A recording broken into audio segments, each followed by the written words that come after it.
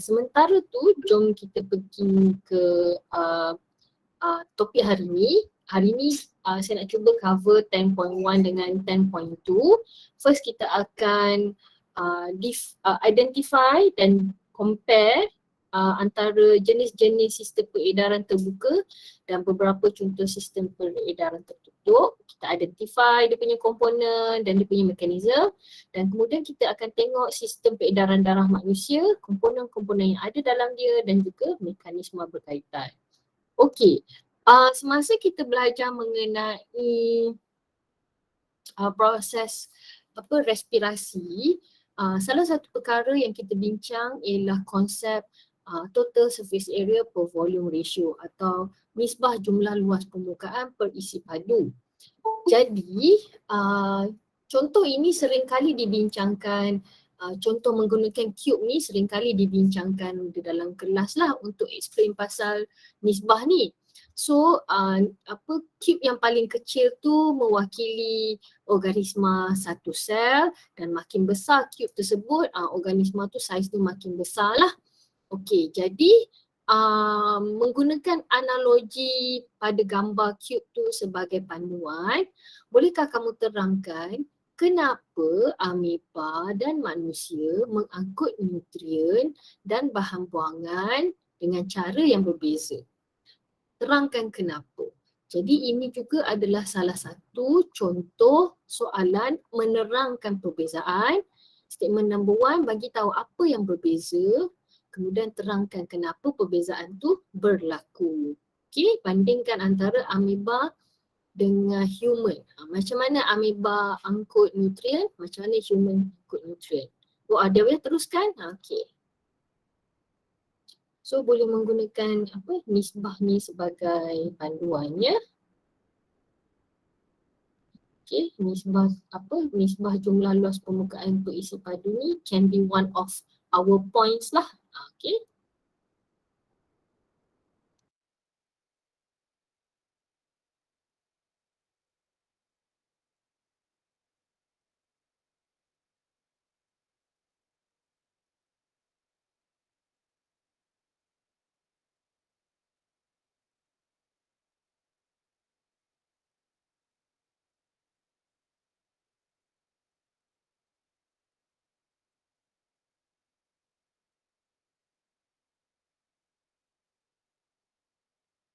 Okay, this is a good example, good start.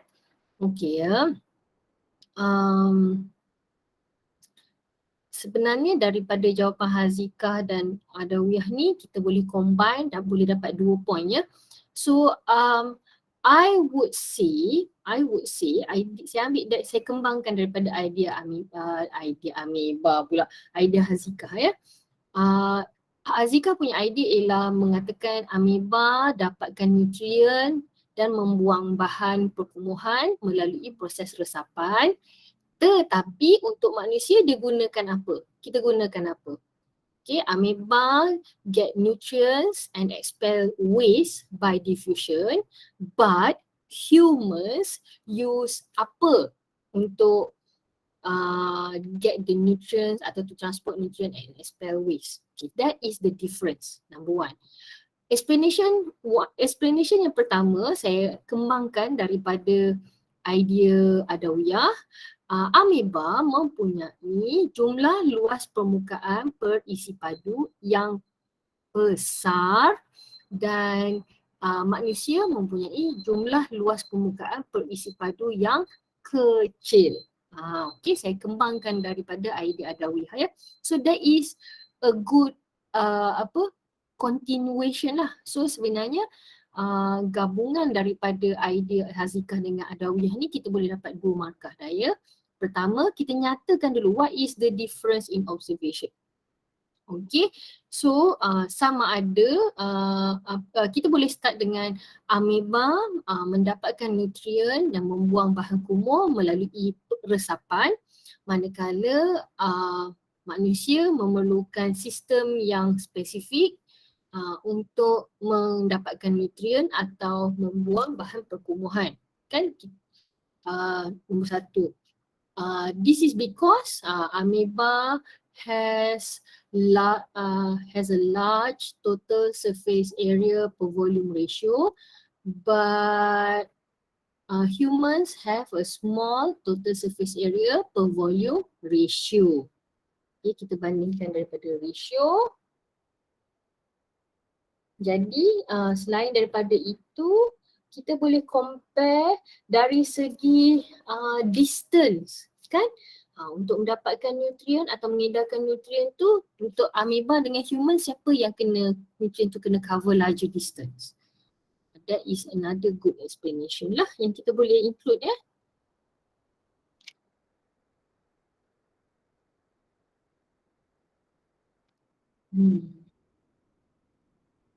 So amoeba kan unicell je kan, so dia buat proses apa? Dia boleh simply buat proses diffusion. Amoeba get their nutrient and expel waste through diffusion. Whereas for humans, we need specific blood circulation atau we need specific circulatory system to transport nutrient and also waste. Okay, itu nombor satu. Explanation dia, kita bandingkan dari segi total surface area per volume ratio. Siapa yang PSA per V adalah lebih besar? Amoeba ke human? Dan nombor tiga, we can also compare in terms of distance of nutrients have to travel lah. Kalau dalam manusia, nutrient they cover how long distance?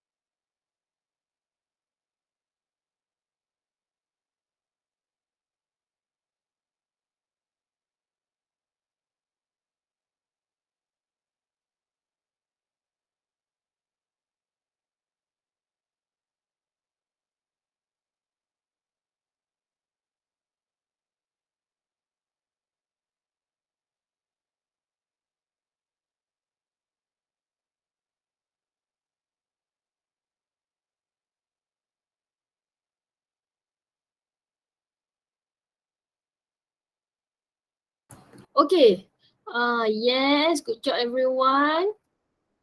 Sorry, tadi ada apa-apa soalan ke? Oh, tak ada setakat ni. Alright.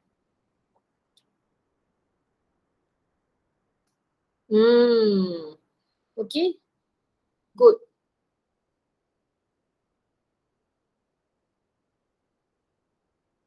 Okay, I give you another minute. Nanti kita move on to the next slide.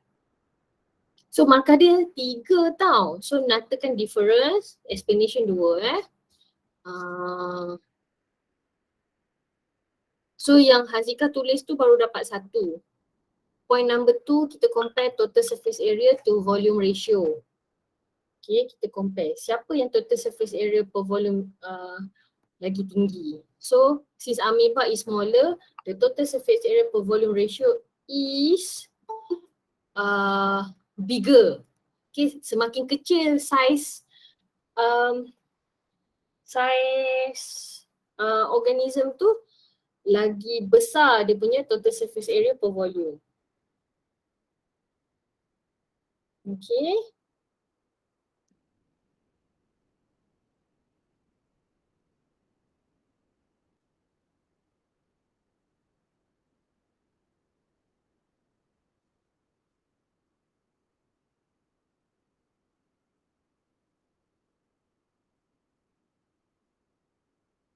Okay, bila kita dah sebut pasal total surface area, disebabkan perbezaan total surface area ni lah, humans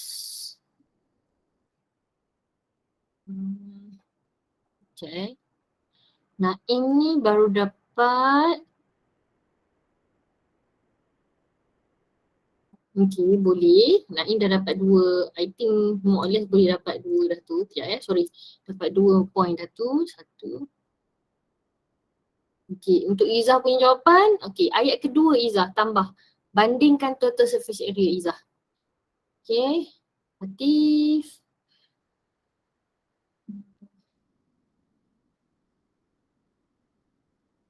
Boleh, tapi jawapan Atif ni baru dapat dua markah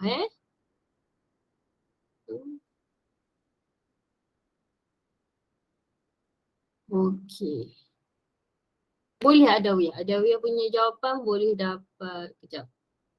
I think saya tengah fikir kalau banding dengan isi padu, I would argue ayat first Adawiyah dengan ayat last Adawiyah adalah point yang sama.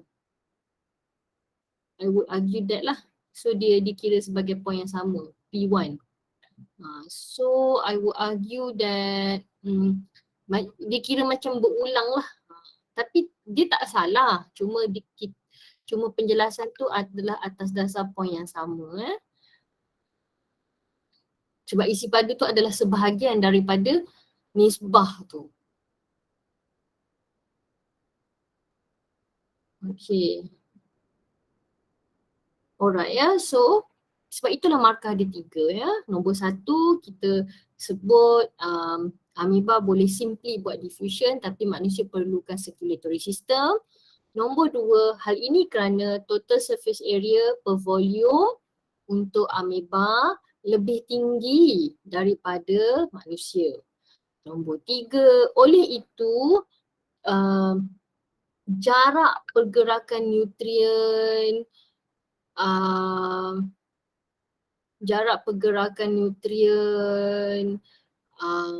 dan apa tu dan waste materials untuk amoeba lebih dekat dengan persekitaran berbanding manusia. Okey, jarak nutrien dengan bahan kumuh untuk amoeba lebih dekat dengan persekitaran berbanding manusia.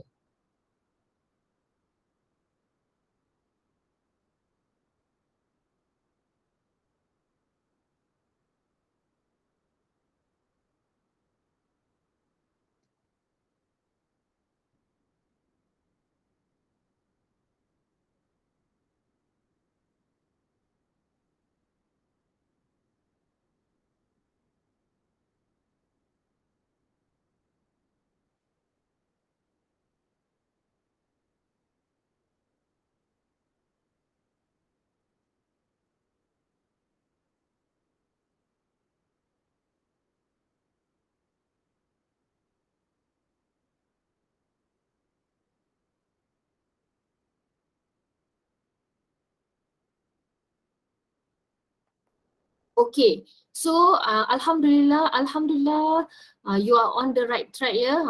Saya dah nampak dah perkembangan Atif punya jawapan, Hazikah punya jawapan, Adawiyah punya jawapan. Minta maaf lah awal-awal dah rasa macam panjangnya soalan cikgu ni ya. Minta maaf. Okay, jangan apa tak apa. We start with the hard one and then we move on to the easier ones ya. Jangan risau ya. Memang sepanjang kita punya pembelajaran ni kan anak-anak banyak soalan terangkan perbezaan yang saya akan bagi ya. Sebabnya anak-anak dalam kita punya buku teks kita, buku teks kamu ni kan dia banyak dah soal bagi table perbezaan tu tau. Table dulu dalam silibus dulu perbezaan ni dia tidak dinyatakan. Maknanya nak kata kalau katalah perbezaan jenis-jenis sistem peredaran darah ni kan. Dulu diterangkan satu-satu. Ikan apa, manusia apa, kata apa. Perbezaan tu murid yang senaraikan sendiri. Persamaan tu murid yang senaraikan sendiri. Tapi dalam sukatan kamu sekarang, dalam buku teks kita sekarang, jadual perbezaan tu dah ada. So most likely untuk konteks yang sama, untuk konteks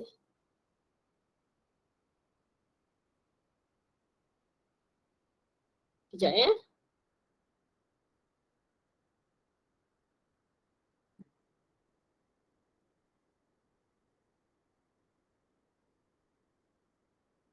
Sekejap ya. Okay. Sebab saya tengok ada yang tengah tambah ni. Oh okay, tak ada dah. Alright. Okay. So, jom kita tengok sistem peredaran. Okay, so secara umumnya sistem peredaran dalam organisma ada dua kumpulan. Sama ada sistem peredaran terbuka dan sistem peredaran tertutup. Cuba kamu teliti dua gambar ni, bolehkah kamu nyatakan satu persamaan dan satu perbezaan? Bolehkah kamu nyatakan satu persamaan dan satu perbezaan antara kedua-dua ni berdasarkan rajah? Cuba tengok rajah. Boleh bandingkan dari segi komponen. Oh ya Allah. Okey. Tak apa, tulis kat situ. Boleh. Sebab saya letak draw functionnya. Boleh. Thank you. Thank you Hazika. That is a good idea untuk tulis macam tu. Boleh Hazika, silakan.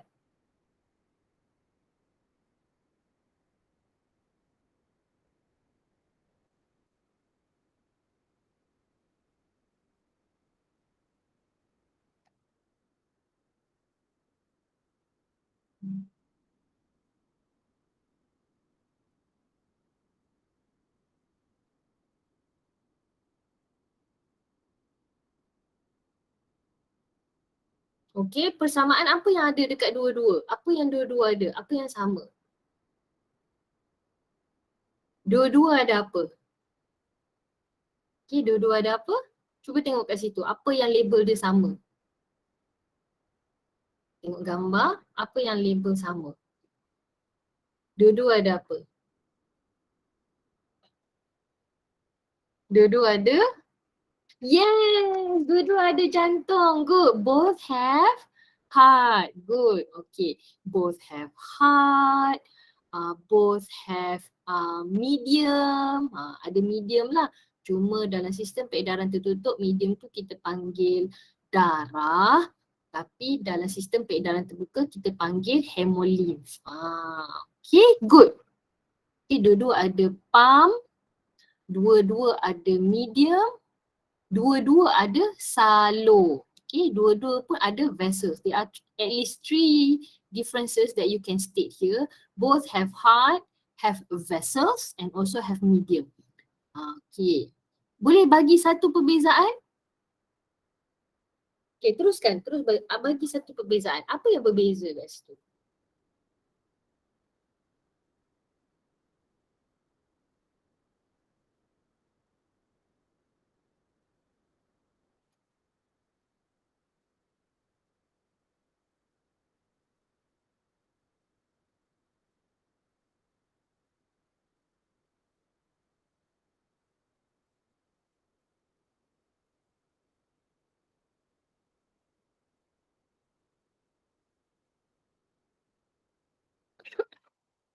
Yes. Betul. Okay, dalam open circulatory system, the hemolymph flow directly to body cavity. Betul? The medium flow directly to body cavity untuk open. Tapi untuk close, medium atau darah tu flow directly to body cavity ke tak?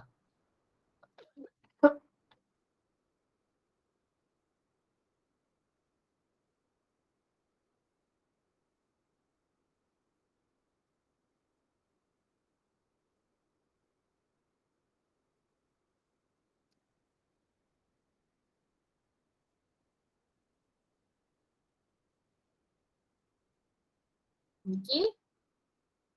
Apa differences dia? Alright. Meanwhile, kejap saya tukar kepada ni ya. Yes, very good. Okay, I agree with you Hazika. Difference dia ialah medium for the open circulatory system flow directly to body cavity, but the medium is closed circulatory system, which is the blood, contained in the blood vessel. Dia tak keluar. Ya, very good. That is a good observation. Okay, memanglah sebab keadaan darah itulah nama dia nama dia open and close. Okay, very good. Good job. Sekejap ya, saya nak screenshot sebenarnya tapi struggle pula saya punya tools ni. Yeah. Okay, good job Hazika. And then let me check for others. Yes, Atif, you are on the right track. Good job. Very good Amalia. Alright, very good Adawiyah.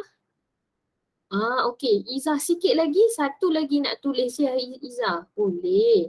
Okay, Naim, similarities tu bagus. Jangan lupa kita ada satu difference juga ya, iaitu dalam open circulatory system, the medium hemolymph goes out of the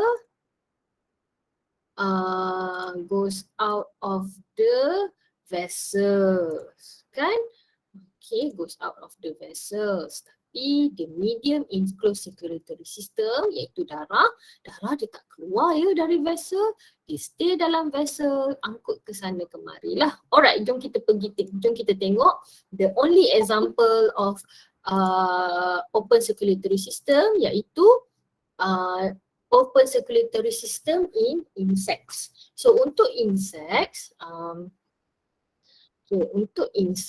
we can see here, tengok ya, dorsal view of insect heart. Insect heart ni dia ada banyak lubang. Dia memanjang sepanjang dari kawasan thorax, dari kawasan dada sampai ke hujung abdomen. Tengok position jantung jantung belalang ni. So as you can see here, the hearts pump hemolymph through the blood, bukan blood vessel, saya tersilap kat situ, bukan salur darah ya, through the vessels ke dalam ruang antara sel, nama dia hemocellum atau hemocell. Saya tersilap kat situ ya, bukan salur darah, salur saja. Satu atau lebih jantung mengepam hemolimfa melalui salur ke dalam ruang-ruang antara sel yang kita panggil sebagai hemocellum. Bolehkah kamu huraikan mekanisme pengangkutan dalam peredaran ini? Okay, mari kita buat sama-sama. Bermula dengan apabila jantung mengecut, hemolimfa keluar dari jantung ke dalam hemocell. Itu step number 1. When the heart contracts, hemolymph flows out from the heart into the hemocell. Kamu teruskan dengan once the hemolymph and dah dekat hemocellum tu atau hemocell tu, dia buat apa pula? Sambung. Okay, bila hemolymph dah sampai dekat hemocellum, apa yang berlaku kat situ? Okay, silakan.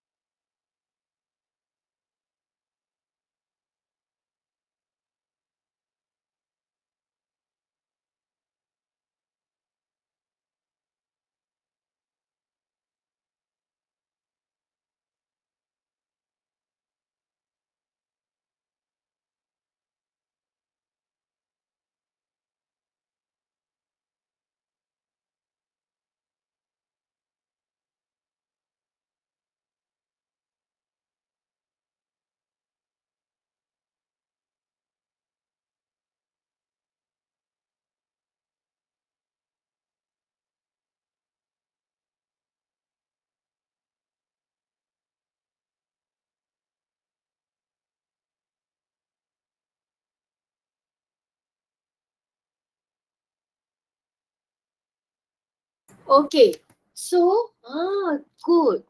Okay, bila sampai hemocellum, berlaku pertukaran.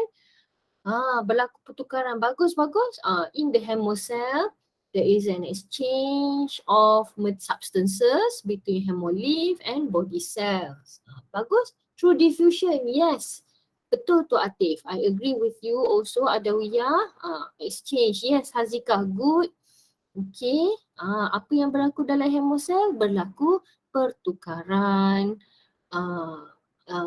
substances, exchange of substances between body tissues and also the hemolymph through diffusion. Bagus. Okay, so macam mana cara nak bagi hemolymph ni masuk balik ke jantung? Jantung kena buat apa? Tadi jantung kontrak, sekarang jantung kena kontrak lagi ke atau kena relax? Oh, Aishnafan apa tu marah ke? Banyak nombor 2 tu. Okey, kita apa saja Usik.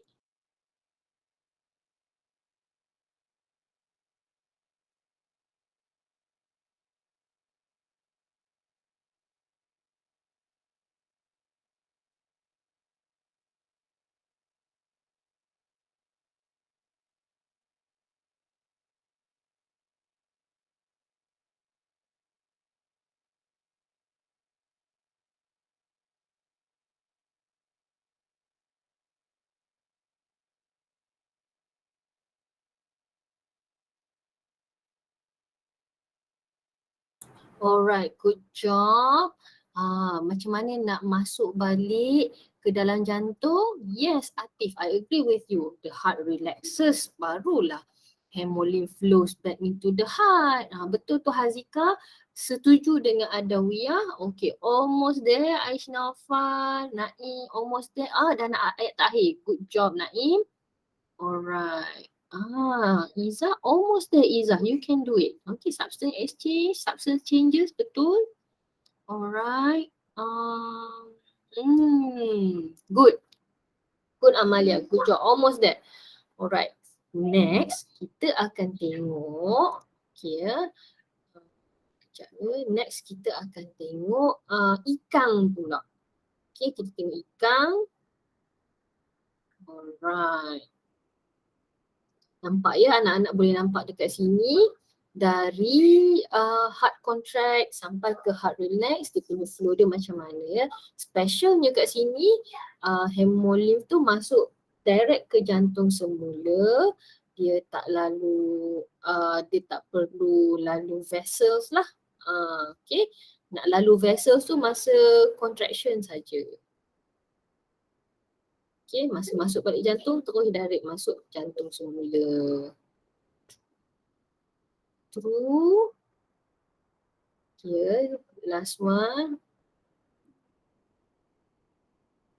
Austere, very good. Okay, oh sekejap. Saya lupa. I have to share simple answers ya. Alright, let's go. Let's go to the next one. Saya minta maaf. Saya pergi ke the next one ya. Okay, but overall you got the idea already. Good explanation, description of the mechanism. Okay anak-anak. Sekarang ni kita nak tengok sistem peredaran ikan. It is one of the simplest atau sistem peredaran tertutup yang paling ringkas lah antara organism-organism yang kita tengok ni. Jadi untuk part ni cuba kamu tengok diagram sistem peredaran ikan. Cuba kamu huraikan atau describe the circulatory system of a fish. Apa beza huraikan dengan explain? Untuk huraikan, kamu tengok apa yang kamu observe. Kamu nampak berapa jantung, berapa salur darah, dan apakah komponen-komponen yang ada dalam jantung atau komponen-komponen yang ada pada salur darah. Maka dia dua saja. Okay? Untuk sistem peredaran ikan, apa yang kita boleh nampak? Apakah komponen-komponennya?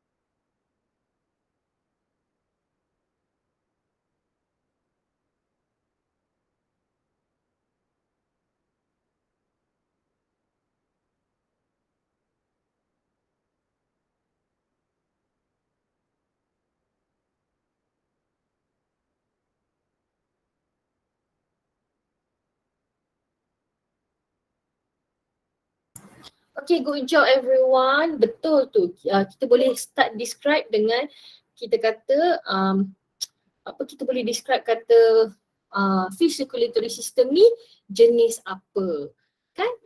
Kita tengok kat sini gambar. Nama sistem peredaran ikan tu tidak dinyatakan dalam soalan mahupun gambar rajah. So we can mention that a fish has a single circulatory system, atau ikan mempunyai sistem peredaran darah tunggal, sistem peredaran tunggal. Lepas tu saya setuju dengan idea kesemua yang ada kat sini, bagi tahu jantung dia ada berapa atria, berapa ventricle, lepas tu kapilari dia ada kapilari insang, gill capillaries and systemic capillaries. Good job Adawiyah. I understand what you are trying to say. That is good Okay, so dia sebenarnya ada 3 point, mana-mana 2 daripada 3 lah. Okay, kita bagi nama, kita bagi tahu apa yang ada dalam tu. Apa yang ada dalam tu boleh dibahagikan kepada 2 lah. Seperti ikan is single closed circulatory system. The heart of a fish contains only 2 chambers, 1 atrium, 1 ventricle, and the vessels make up 2 types of circulation, gill circulation and gill capillaries and also systemic capillaries. Misalnya okay, kita boleh kata nama sistem peredaran tu apa, jantung dia ada berapa komponen, dan kapilari darah dia ada 2 kumpulan. Satu kapilari untuk sistemik dan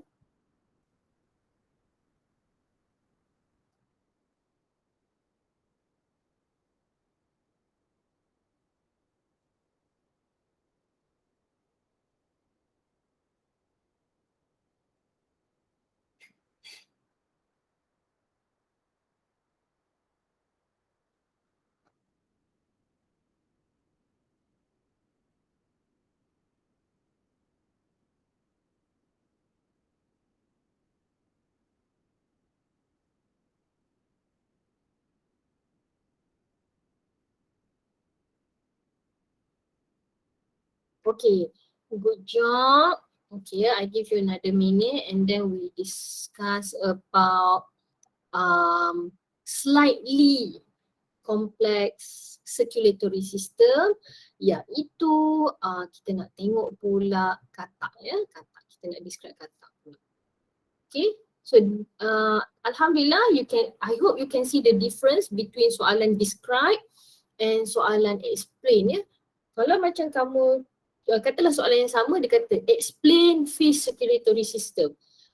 Barulah kita kena menyatakan sebab kenapa nama dia single circulatory system. For example, single sebab darah melalui jantung sekali, close sebab darah stay dalam salur darah, tidak keluar dari salur darah.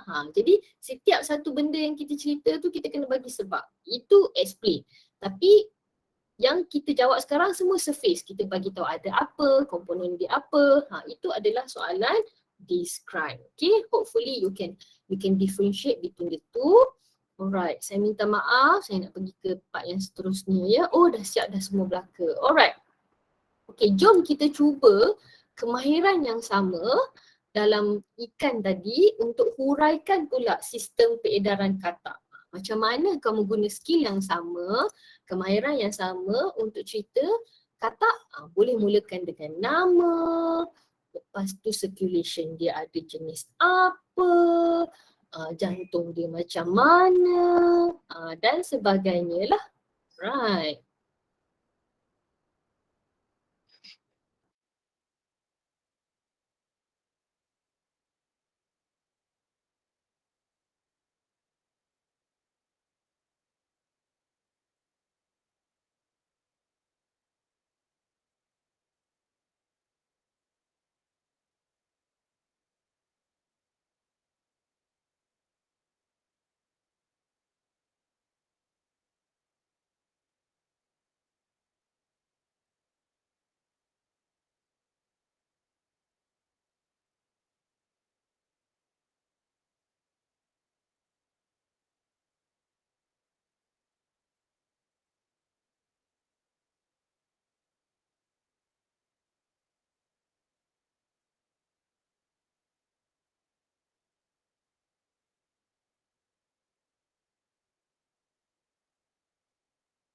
Alright, good start everyone.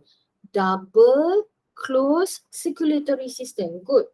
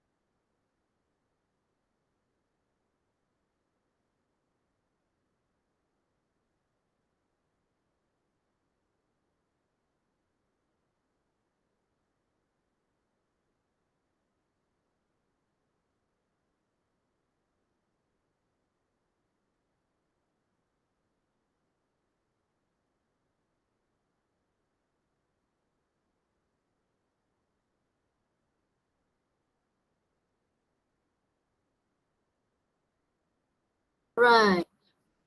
Okay, good. Good start and then followed by jantung dia ada apa. Untuk jantung anak-anak, dia dikira 2 poin yang berbeza ya. Kamu bagi tahu ada 3 chamber, 1 point. Kamu bagi tahu nama chamber tu apa? 2 atria, 1 ventricle. It is a different points already ya. Okay. So, macam Izzah tulis, the frog has 3 chambers, 1 point. 2 atria and 1 ventricle. Poin yang kedua. Dia kira 2 poin berbeza. Good job Izzah Right. Kemudian, yes, I agree with you. Atif ada sebut, Hazikah pun ada sebut. Circulation dia ada 2 iaitu pulmocutaneous and also systemic. Nampak? How you can get 4 marks? The name, double closed circulatory system, number 1. Number 2, the heart has 3 chambers. And then kenapa 3 chambers? Sebab 2 atria and 1 ventricle. That is point number 3. Point number 4, the blood flows in 2 directions, which are through the pulmocutaneous circulation and also systemic circulation. Pasal apa nama dia pulmocutaneous? Pulmo refers to the lungs and then cutaneous refers to the skin. Okay. Alright, good job everyone. Bagus ni, you are on the right track. Mungkin apa kita nak kata ini juga adalah refreshment daripada yang kita belajar masa form 3 dulu kan. So hopefully it helps you a lot lah. Okay. Okay, so for the next part, kita akan tengok apa mekanisme yang digunakan dalam double closed circulatory system katak ni. Dia punya sistem peredaran is slightly unique compared to humans due to the fact the ventricle is only one. So there is no separation between oxygenated blood and deoxygenated blood.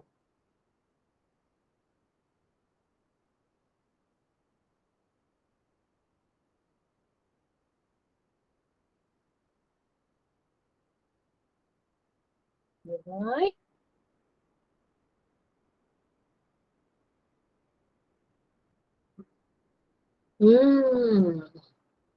Bagus everyone.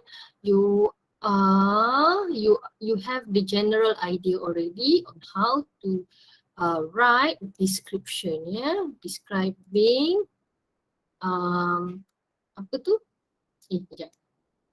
Sekejap Sekejap Saya nak screenshot sebenarnya tapi tak jadi, banyak kali buat. Alright, jadi dah.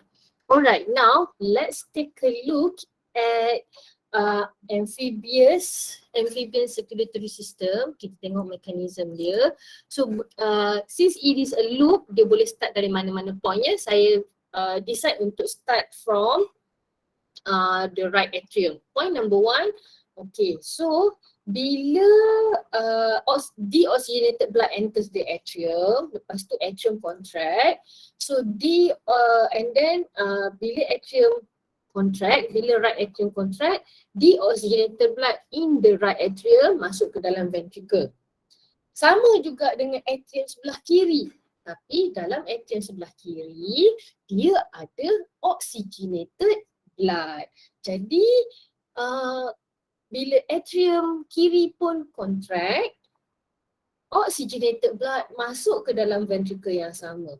That is why pada region yang dilabel nombor 3 tu, darah is purple in color because there is a mixture of oxygenated blood and deoxygenated blood. So pada step nombor 3, can you explain the process that occurs in the ventricle? Sorry ya, markah dia 2 saja bukan 3 saya tersilap. Okey, tadi kita tahu bahawa bukan draw ya. Sorry, saya tukar kejap ya. Susah kalau draw ni, kejap saya tukar sebab tak ada ruang ni nak tulis. Kejap ya, saya tukar ya. Sorry ya, saya tersilap letak prompt. Okay, so untuk slide ni, ya, step number 1 and 2 sudah. Okay, dekat step number 3 tu, macam mana kita nak explain apa yang berlaku dekat ventricle. Okay, as I mentioned before, deoxygenated blood from the right atrium flows into the ventricle. Oxygenated blood from the left atrium flows into the ventricle as well. So what happened at the ventricle? Okay, 2 markah bukan 3 saya tersilap kat situ. Okay, that is a good start. Blood from both atrium. Tapi atrium dia plural atria kan? Blood from atria lah. Mixing of oxygen tu is a good point also. Teruskan.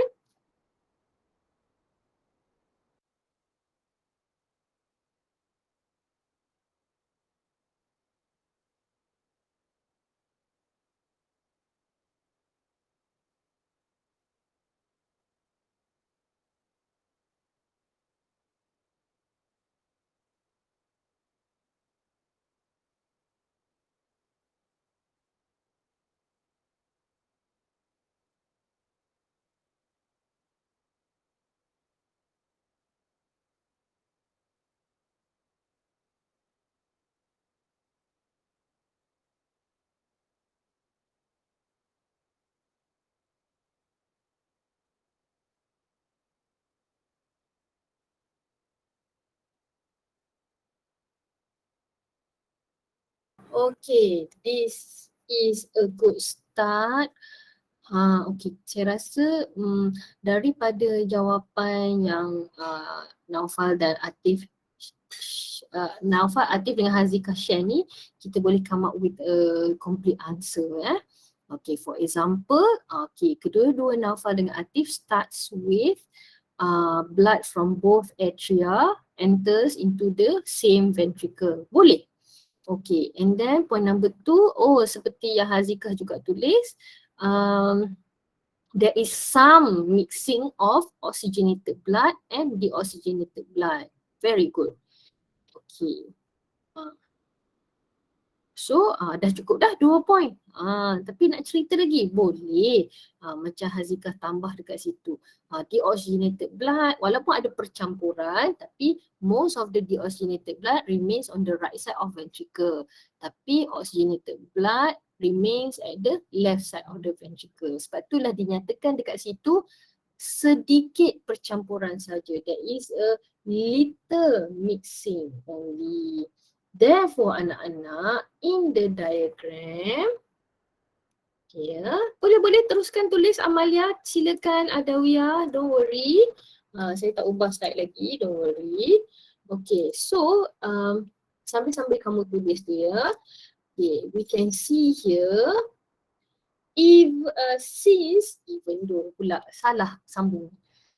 since there is a little mixing of oxygenated and deoxygenated blood, when the ventricle pump the blood in the ventricle, the mixed blood in the ventricle will flow into two separate circulation.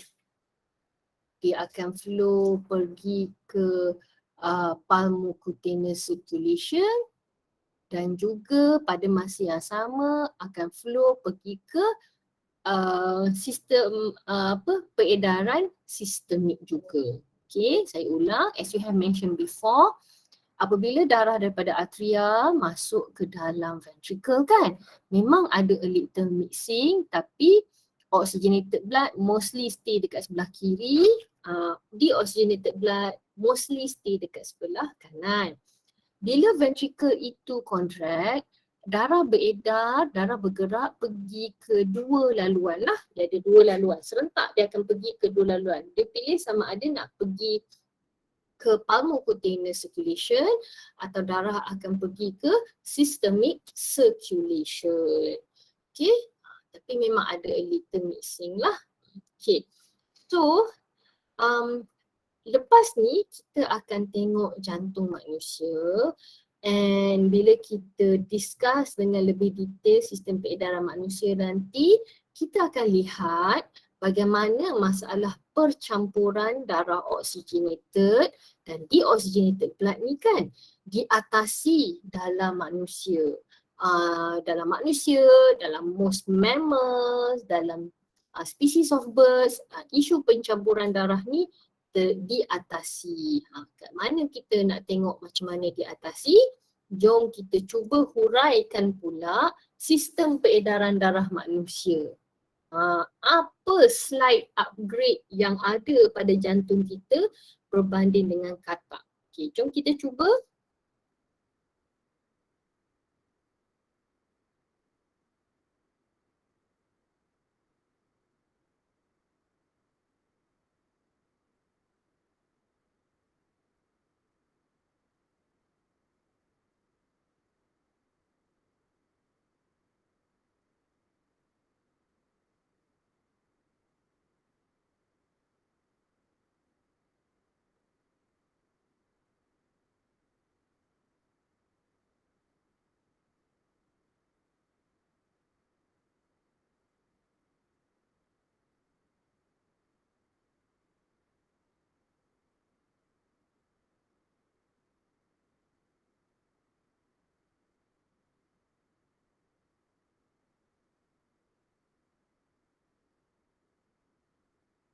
Okay, good job. You are on the right track ya. Bagi tahu nama dulu kan.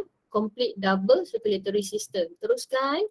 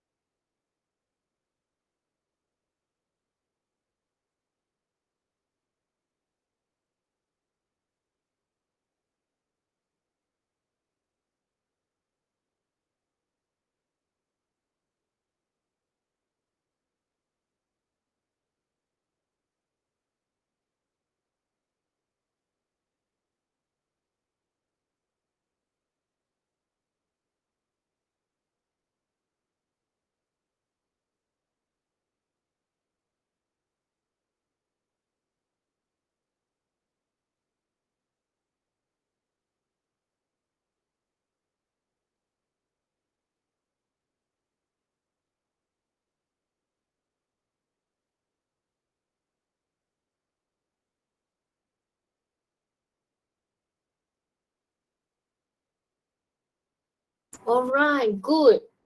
Saya dah perasan dah ada yang dia guna formula yang sama ya. Dia habak mai dulu ada 4 chambers. 4 chambers dia apa dia? 2 atria and 2 ventricles. Good job. And then pasal apa nama complete tadi? Pasal itulah the ventricles are separated completely lah. So macam ada Wiyah Habak Mai kata darah terdedah oksigen dan darah beroksigen tidak bercampur. Boleh? Boleh. So, nama berapa chambers, nama chambers dan satu lagi boleh juga Habak Mai dia punya circulation kan? Pulmonary circulation and also systemic circulation. Lepas tu ia juga seperti yang Adawiyah sebut, the prominent characteristics tu adalah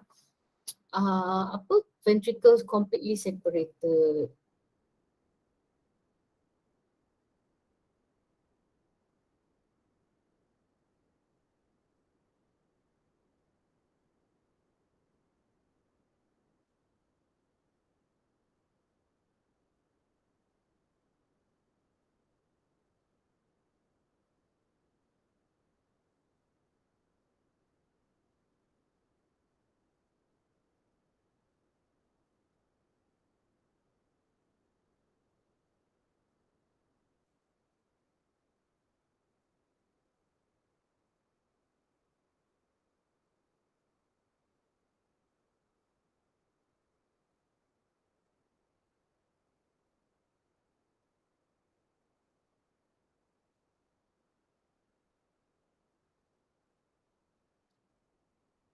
Okay, good. Okay, boleh. You're on the right track. Ventricle separated completely, ada 4 chambers. Nama 4 chambers tu ialah 2 atria, 2 ventricles. And then circulation dia adalah pulmonary circulation and systemic circulation. Okay, right. Okay, saya share screenshot dulu in case kamu nak refer nanti. Okay, so anak-anak, basically kita dah habis ya describing different components of the circulatory system. Kita dah tengok insect, kita dah tengok ikan, katak dan juga manusia. Dalam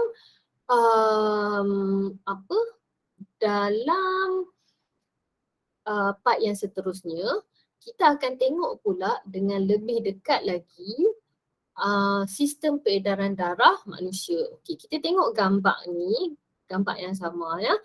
Okay, sebagaimana yang bila kita compare tadi antara sistem peredaran terbuka dengan sistem peredaran tertutup, 3 komponen utama pada sistem peredaran darah manusia ialah jantung, salur darah dan juga medium darah itself lah. So the heart is the muscular pump that pump the blood to all parts of the body. Jantung adalah satu pump yang terdiri daripada otot-otot yang mengepam darah ke seluruh badan. Salur pula kita ada 3 komponen, 3 jenis iaitu arteri, vena dan kapilari. Arteri mainly untuk angkut oxygenated blood kecuali arteri pulmonary. Vein atau vena mainly untuk angkut deoxygenated blood kecuali vena pulmonary. Kenapa ya perbezaan dia macam ni?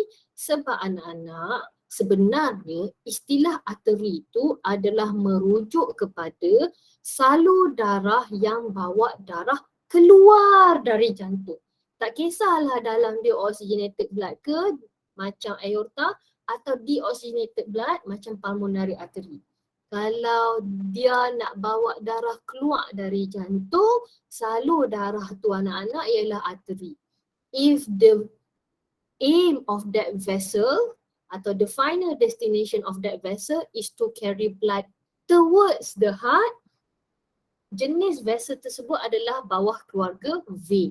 Okay, so walaupun macam pulmonary vein dia bawa oxygenated blood, tapi nampak tujuan pulmonary vein tu ialah mengangkut darah masuk balik ke dalam jantung. That is why lah We call it as vein. Jom kita tengok dengan lebih dekat lagi komponen atau struktur-struktur yang ada pada jantung. Dalam racah ini saya dah senaraikan 1 hingga 13 komponen yang ada pada jantung. Bolehkah kamu label, badok pula. Bolehkah kamu label pada setiap bulatan tu nombor dia? Tak payah tulis panjang-panjang. Misalnya nombor 1 untuk kamu label atrium kanan. Nombor 2 label atrium kiri. Kumpulan dalam petak merah tu ialah ruang atau kompartmen dalam jantung ya. Kumpulan dalam kotak biru tu ialah salur darah yang bersambung dengan jantung. Kumpulan kotak kuning adalah kumpulan valve atau injap. Alamak, minta maaf. Nombor 11 tu saya lupa nak translate ya. Injap sabit ya. Okay, nombor 12 dengan 13 tu adalah struktur-struktur lain yang berkaitan lah. Okay, silakan.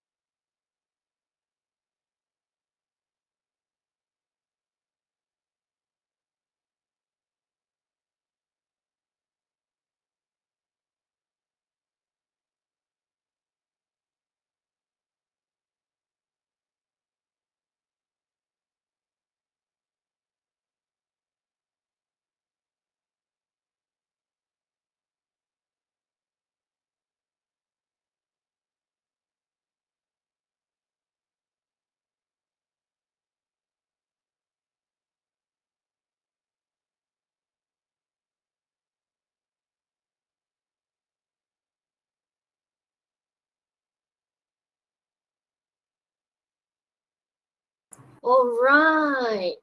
Okay, nombor 1 semua orang betul. Nombor 2 pun betul. Nombor 3 betul. Nombor 4 betul. Oh, rajinnya hang nak tulis left atrium. Tak payah. Tulis nombor saja. Tulis nombor saja ya anakku. Okay. Letih nak tulis, nak label 13 structure ni. Ikut nombor saja. Tulis nombor. Saya buat bulat kecil tu memang untuk tulis nombor saja ya. Okey. Oh, saya nampak macam ada kekeliruan dari segi injap ni. Okey. Dia dah kalih dah. Dia dah kalih dah ya label ya. Okey, good job. Oh, yes. Let me open.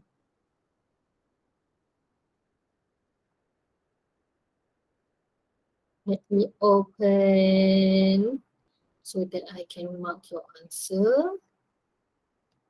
Alright. So that I can mark your answer. Okay. Majority of you have finished already. Let me see. Siapa belum ya? It's okay. Oh, ada Wiyah tadi sebab ada connection problem. Tak apa, I understand. Okay, saya tanda pakai pen merah ya. Okay. Okay, nombor 1 adalah yang bertanda version bertanda ni boleh check kat Google Meet Okay, nombor 1 atrium, position atrium kanan. Nombor 2, alright, nombor 2, this one. Okay, nombor 2, good. Nombor 3, this one. Ventricle kanan, good. Nombor 4, this one. Ventricle kiri, good. Nombor 5, aorta. Good job everyone. Nombor 6, dia kenal tak nombor 6, vena cava. Oh, betul, tepat sekali ya. Vena cava. Pulmonary artery is which one ya? Which one is pulmonary artery? This one, good job. And then pulmonary vein, dia kenal tak pulmonary vein? Kat sini, betul. Okay, tricuspid is on the right side, the right side. So this one number 9 Okay, number 9, saya tulis besar-besar number 9 sebab saya tengok kat situ ada yang tersilap Okay, number 10 bicuspid is on the left side. Alright, good job. And then semilunar valve is at the pulmonary. Kita boleh nampak kat situ lah, dekat pulmonary artery. And then septum. Okay, good job. Septum tu dinding antara dua ventricle tu. Arteri coronary tu kecil je kat tepi tu ya. Hopefully you can see lah. It is the blood vessels that carries blood to the heart muscle cell. Okay. Alright everyone. Hopefully bagus dia tandakan jawapan dia sendiri. Bagus-bagus. Self-directed learner. Okay. So anak-anak, kalau kita tengok kat sini, secara umumnya ya, salur darah yang bersama dengan jantung ni terdiri daripada salur darah yang membawa darah masuk ke dalam jantung seperti vena cava dan pulmonary vein, pulmonary vein, dan salur darah yang bawa darah keluar dari jantung seperti aorta dan pulmonary artery.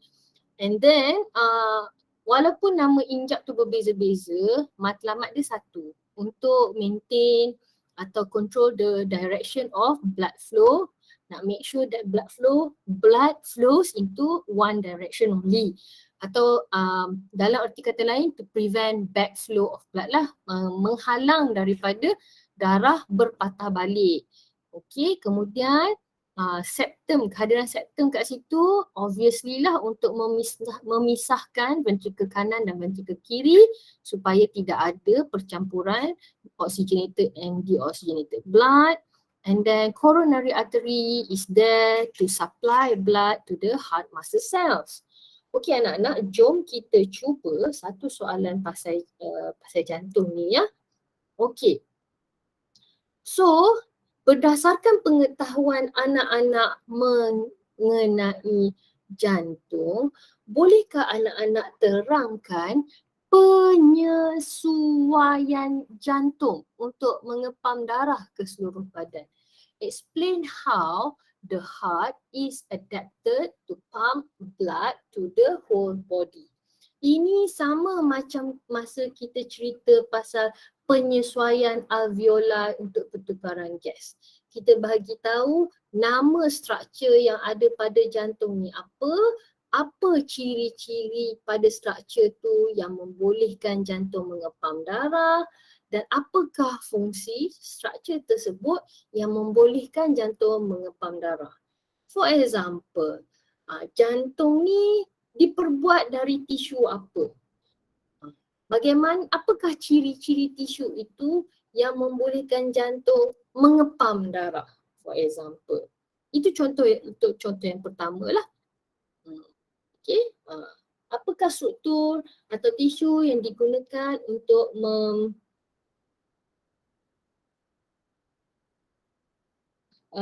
tisu yang digunakan untuk membina otot jantung? Jenis tisu dia apa ya?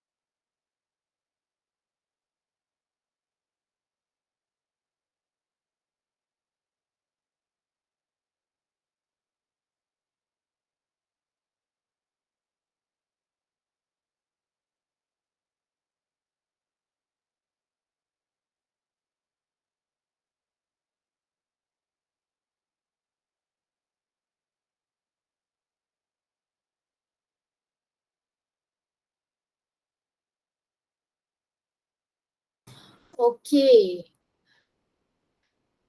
Ada yang cakap. Oh yes, okay.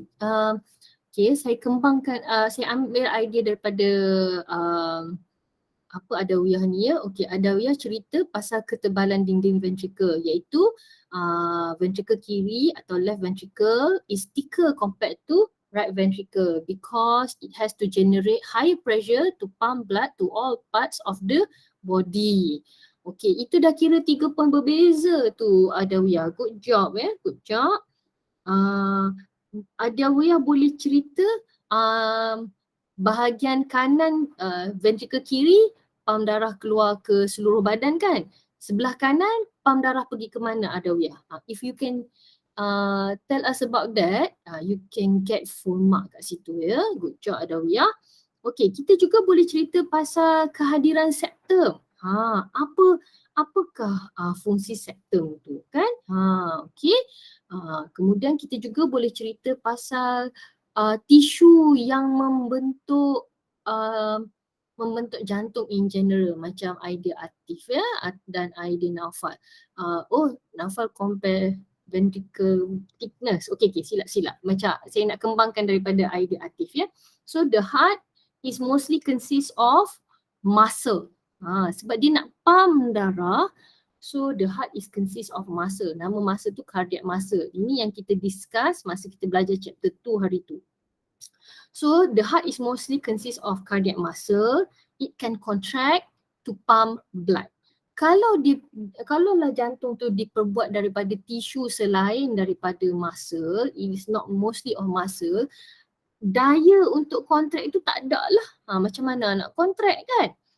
Kalau tukar kepada smooth muscle atau skeletal muscle pun tak jadi. Pasal apa? Sebab nanti kita akan belajar sifat cardiac muscle ni adalah dia myogenic. It can contract, it produce its own impulse to start contraction. So nanti kita akan tengok apa yang special lagi pasal cardiac muscle ni ya, selain daripada sifat myogenic. So number one, kita boleh cerita the heart consists of muscle, mostly muscle that can contract to pump blood to all parts of the body. To pump blood, bukan all parts, to pump blood cukup. Okay. Nama dia muscle, sifat dia boleh contract, fungsi dia untuk menghasilkan tekanan so that it can pump blood lah.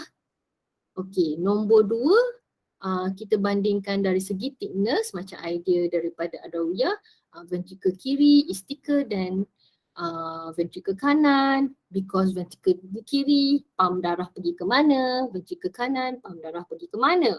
Satu lagi adaptation yang kita boleh cerita ialah the presence of septum that, yes Amalia, very good, that prevents the mixing of oxygenated blood and deoxygenated blood. Good job Amalia. Okay, so itu Amalia punya cerita tu baru 3 poin ya. Tambah lagi satu ayat. Tambah lagi satu adaptation Amalia. You can do it Amalia, you can do it. Satu. Ya. Satu. More pressure. Okay, boleh Naufal pun jawapan dah boleh full mark. Okay, and then Hazikah ya.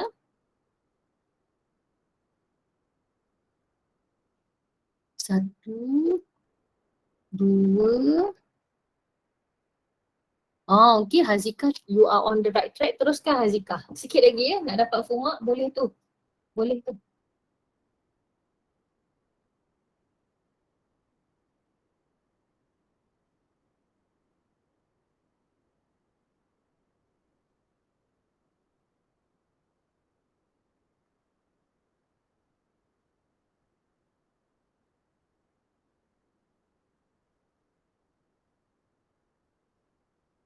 Okay. So we can see that dalam bio, bila kita belajar pasal struktur ke organ ke sistem ke, soalan adaptation ni memang adalah antara benda yang kita kena expect lah.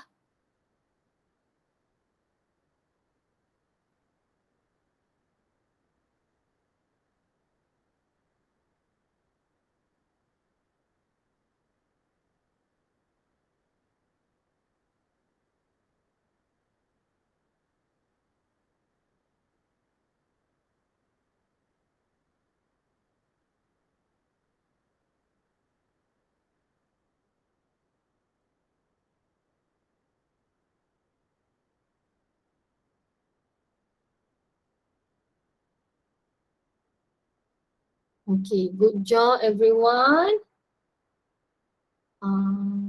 Second. Okay, let me see here. I think the combination of these two answers is quite good. Can be referred to after this. Okay. Okay, good job everyone. Let's take a look at the medium pula ya, medium. Iaitu tengok komponen darah. So untuk komponen darah, komposisi darah manusia, sekejap ya. Okay, komposisi darah manusia ada 3 komponen utama lah.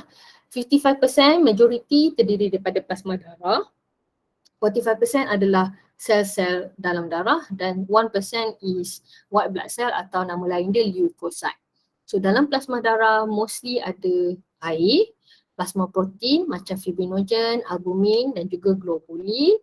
Fibrinogen nanti kita akan cerita mekanisme pembekuan darah, kita guna kat situlah.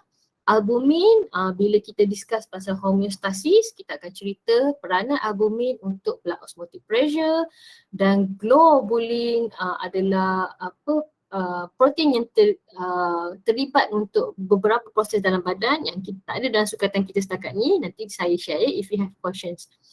Kenapa air ada dalam tu? Sebab air adalah universal solvent atau pelarut universal untuk bahan-bahan seperti nutrien, nutrien macam glukos atau bahan kumuh macam urea. Dan last sekali hormon dan enzim yang dirembeskan oleh organ-organ tertentu juga diangkut oleh darah. Hormon-hormon macam hormon insulin, glukagon, hormon pertumbuhan, hormon estrogen, progesteron, testosteron, itu semua diangkut melalui darah. Dan enzim juga ada yang bergerak dalam darah. Sebagai contoh, enzim untuk mekanisme pembekuan darah, enzim thrombokinase ada dalam darah ya. So hormon ni berfungsi untuk kawal beberapa proses fisiologi dalam badan, nanti kita akan tengok. Dan enzim macam biasalah banyak metabolic processes dikawal atur atau dipercepatkan dengan kehadiran enzim. Okey, kita tengok specifically dekat komponen sel iaitu sel darah merah for start ya. So kalau kita tengok dekat sini, sel darah merah yang juga dikenali sebagai eritrosit, the shape is biconcave atau dui cekung. Kalau dari atas kita nampak bulat macam biasa, tapi kita nampak macam ada slight ring dekat dalam dia sebab bahagian tengah dia tu bila pergi ke tengah dia nipis, pergi ke tepi dia tebal. Dalam sel darah merah kita ada kumpulan, kita ada hemoglobin yang terdiri daripada 4 kumpulan heme.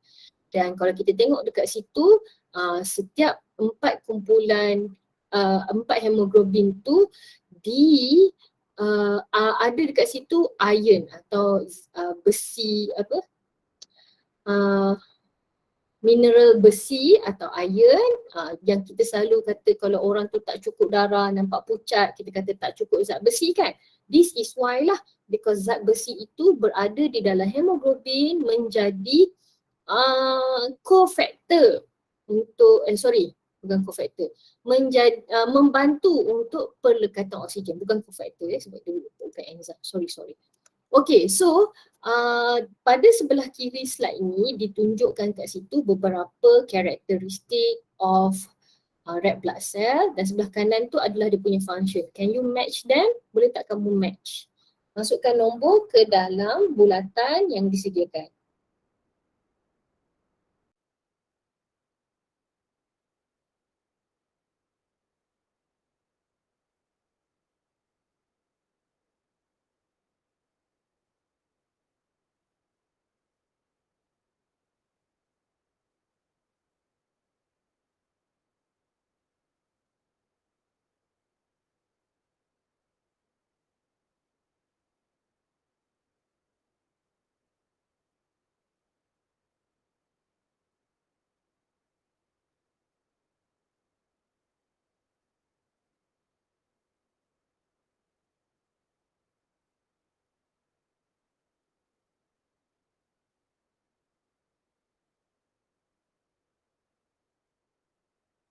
Okay, good job everyone. Okay ya. So, yes. Allahu Akbar. Saya minta maaf ya Adawiyah yang saya translate untuk statement nombor 1 tu apa teks dia pergi ke atas ya. Okay, saya tersilap lah edit kat situ. Okay, untuk biconcave shape, I agree with you. Tujuan biconcave ni ialah to increase total surface area per volume ratio. Okay. Kemudian untuk untuk tak ada nukleus, I agree with you. More space for more hemoglobin. Tak ada nukleus supaya lebih banyak hemoglobin boleh ditempatkan dalam tu. Nombor 3, the heme group adalah untuk pelekatan oksigen dan membran plasma yang kenyal supaya fleksibel untuk darah bergerak ke kapilari yang sempit.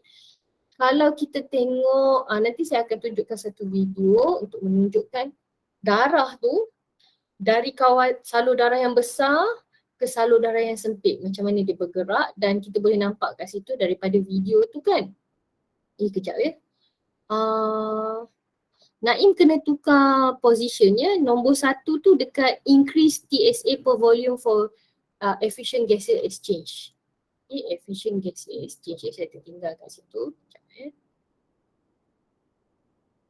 Saya share juga satu sampel. Okey, saya share satu sampel kat sini ya. Okey ya, so sementara saya tunggu kamu buat pembetulan. Untuk a few of you, 1-2 orang saja kena buat pembetulan, tersasul kot. Okey, so darah ni dia dihasilkan di sumsum tulang pada kawasan sternum dan juga kawasan tulang dada dan juga pada kawasan tulang rusuk atau ribs. The lifespan of red blood cells adalah 120 hari dan dimusnahkan di dalam hati dan melalui proses fagositosis. So nanti kita akan tengok sepanjang kita discuss pasal bio ni, kita akan jumpa lagi beberapa fakta tambahan mengenai darah, seperti kalau seseorang itu ada penyakit macam dia punya sel darah merah tak bentuk biconcave, bentuk sabit. So untuk sel darah merah yang bentuk abnormal, lifespan untuk red blood cell tu bukanlah 120 hari, lagi pendek lah sebab bentuk dia tak normal. Jadi badan kita assume sel darah merah tu adalah perlu dimusnahkan dengan lebih cepat. So dia memberikan impact kepada kita punya hati dan seterusnya lah. Nanti kita akan tengok penyakit-penyakit berkaitan dengan darah ni sekali lagi. So this is not the end of discussing about red blood cell ya. Okay, dekat sebab dah 9.50. Okay, untuk yang dekat sini saya bantu kamu untuk nyatakan terus lah ya. So jenis sel darah yang kedua ialah platelet. So platelet ni sifat dia punya background dia ialah dihasilkan daripada fragment, produced from fragments atau scraps of cell cytoplasm that originate from the bone marrow. Okay, produced from fragments or scraps of cell cytoplasm that originate from the bone marrows, dan dia punya lifespan adalah kurang dari 1 minggu. Sebab itulah kalau kita tengok dekat anime Cells Alive tu kan, dia tunjuk platelet semua budak kecil sebab lifespan dia pendek. Okay, lifespan dia seminggu saja kalau compare dengan sel darah merah sampai 120 hari. So relatively umur dia lagi panjang, sebab itulah sel darah merah dalam anime ni dapat jadi orang dewasa. Okay, so kalau kita tengok kat sini, peranan platelet adalah terlibat dalam blood clotting mechanism, which we will discuss further in the next topic ya. Jangan risau, banyak lagi cerita platelet yang kita akan discuss lepas ni lah. Seterusnya ialah leukocyte atau white blood cell. Jom kita tengok. Okay, saya bagi tahu sifat-sifat dia atau ciri-ciri dia terus ya. So white blood cell dia special sebab berbanding dengan sel darah merah, dia ada nukleus. Dan bentuk dia bentuk yang irregular. Yes, shape dia irregular. juga dihasilkan di sumsum tulang. Lifespan dia adalah lebih kurang 5 hari. 5 hari. Dan dia can be divided into two main groups, iaitu granulocyte dan juga agranulocyte. Kalau berbanding dengan sel darah merah, sel darah putih atau leukocyte is more flexible than erythrocyte because it can diffuse out of the blood capillary. Nanti kita discuss pengangkutan darah, pengangkutan nutrien nanti kan. Kita dapati sel darah merah stay dalam blood capillary, tak boleh keluar. Tapi white blood cell ni dia lebih fleksibel, dia boleh keluar daripada blood capillary ni supaya dia boleh pergi ke ruang-ruang antara sel untuk lawan atau memusnahkan patogen atau antigen yang ada pada ruang tersebut. Okey, sekejap ya. Yang ni saya tersilap bagi aktiviti ni, kejap ya. Not this one. Saya nak buat draw sebenarnya ya. Okey, alright. So, pada rajah ini ditunjukkan 5 jenis sel darah putih. Bolehkah kamu labelkan mana satu, apakah nama sel darah merah tersebut? What are the names for the white blood cell? Mana satu neutrophil ke, atau limfosit ke, atau macrophage ke, apa nama-nama dia? Okay, kita tengok.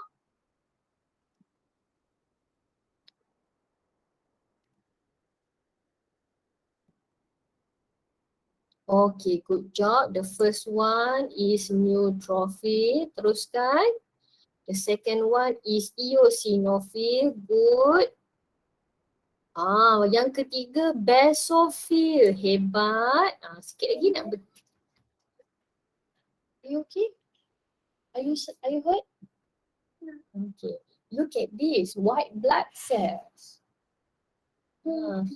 Okay ya. The third one is basophil. Bagus, baris atas tu. Yes, yang nukleus dia besar tu kan, penuh bulat tu adalah limfosit.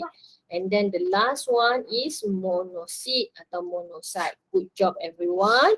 So untuk kes neutrophil dan monocyte, kedua-dua neutrophil dengan monocyte ni, mereka boleh buat proses fagositosis to destroy pathogens. Boleh buat proses fagositosis untuk memusnahkan kuman atau antigen atau mikroorganism yang masuk ke dalam badan kita.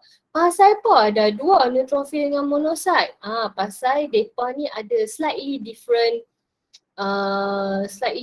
mechanism lah. Nanti kita akan tengok dengan lebih detail ya. Kat mana yang different tu. Okay, untuk eosinophil, dia specifically untuk proses semasa pembengkakan dan tindak balas alergik lah, untuk release enzim yang melawan inflammation and allergy reaction. Untuk basophil, dia specifically untuk penghasilan mengandungi heparin to prevent blood clotting. Untuk limfosit, limfosit ni kita cerita lebih dekat chapter 11 because it produces antibodies that destroy bacteria, virus dan juga antitoksik. Selain daripada antibody, dia juga buat antitoksik yang menutralkan toksin yang dihasilkan oleh bakteria dengan virus. Nanti kita akan lihat ada beberapa jenis jangkitan ini, antibody limfosit yang dihasilkan oleh limfosit ini kena bertindak dulu, baru monosit boleh buat fagositosis ngap patogen ni. Nanti kita tengok dalam chapter 11 ya. So I would like to conclude what we have discussed today. We are at the end of our lesson for today. First of all, minta maaf ya, saya potong kamu punya semangat nak menulis.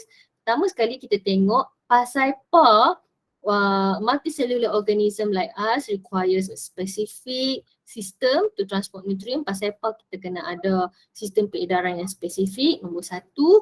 Nombor dua, kita dah tengok beberapa contoh closed circulatory system dari sesimpel-simple fish sampailah ke slightly complex katak dan juga human. Kemudian kita dah berkenalan dengan dua komponen sistem peredaran darah manusia, iaitu jantung dan juga darah. The human heart tu susah sebab dia banyak komponen nak kena hafal ya. Jangan risau, nanti kita akan repeat lagi sekali pasal jantung ni bila kita cerita pasal mekanisme degupan jantung. Hopefully bila kita repeat, it helps you to remember better lah. Alright, the human heart saya faham. Human heart tu dia memang kena bertabah sikit lah. Bukan human heart saja, memang banyak benda dalam bio kena bertabah. I think one of the best ways to remember is to read atau to study as though you are teaching yourself. Maknanya bila kamu baca tu kan, kamu baca dalam intonasi yang kamu nak ajar diri sendiri. Misalnya macam ni Nadra. Kau kena tahu dekat jantung ni ada apa. So because the way our brain connects different knowledge when we talk to ourselves like that, dia punya networking antara neurons tu adalah jauh lebih baik dan berbanding dengan bila kita belajar macam tu je lah. Nanti saya share research paper yang backup this teori ya. Tapi memang sebenarnya essentially kalau kita belajar untuk ajar orang lain, walaupun orang lain tu adalah diri kita sendiri, dia memberikan efek yang lebih berkesan lah, lebih efektif daripada kita study macam tu sajalah. Sebab itulah kalau kamu semua sekolah asrama kan, you can see that bila program guru muda apa semua tu semuanya sekolah buat sebab nak mendapat efek tu lah. Alright, blood cell type tu senang ya. Alright. So thank you for your feedback. I will try to help to address your concerns about human heart tu ya. Jom nanti kita cuba lagi sekali. So thank you so much for your responses and thank you so much for your feedback. Kita jumpa hari Khamis depan insya-Allah. Sekian wabillahi taufiq wal hidayah. Assalamualaikum. See you next week. Thank you, teacher. You're welcome. Thank you, teacher. You're welcome. Have a nice Thank you, day. teacher. You're welcome. Thank you, teacher. Thank you, teacher. You're welcome.